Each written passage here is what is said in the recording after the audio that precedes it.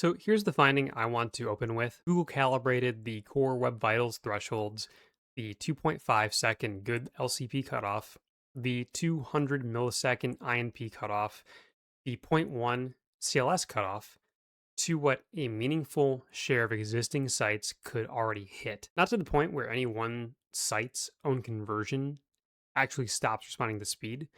Those are two different lines, and that gap is where teams leave revenue on the table. How Google landed on those numbers is the same process all three metrics run. Perception research bounded a range, then CrUX checked how many sites could already clear a candidate cutoff, and that coverage is what decided where the line landed. CLS is the cleanest example because Google says this part out loud, no perception data to draw on.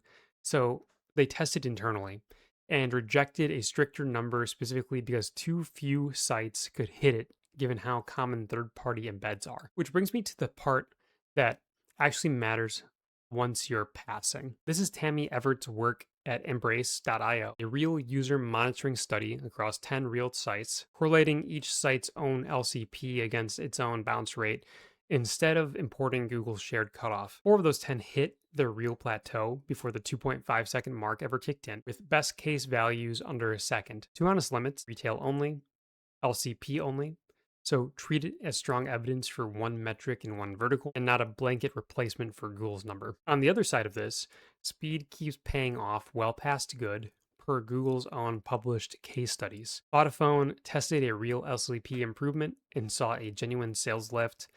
Lazada tripled its LCP speed for a solid mobile conversion gain. And the strongest piece, independent of Google's own selection, is the 2019 Deloitte study across dozens of brand sites and tens of millions of sessions, where every small load time gain tracked with a real conversion lift. Worth separating these two because people conflate them. Google's own page experience documentation says search always shows the most relevant content, even when the experience is subpar. Core Web Vitals is a tiebreaker among pages that are already comparably relevant.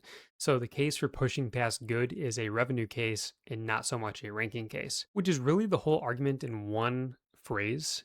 An achievability floor calibrated to what a meaningful share of the web could already reach. Practically, here's what I would do: pull your own real user's LCP or INP against your unbounce or conversion rate and find where your curve actually bends. The mistake I see most in audit work is a dashboard that reports pass or fail against Google's thresholds and stops there. So the honest read is passing good proves you cleared the floor Google set for the whole web. It doesn't tell you where your own revenue stops improving. Full breakdown and sources are on the site, link below. And genuinely curious, if you've pulled this correlation yourself, where did your curve actually bend?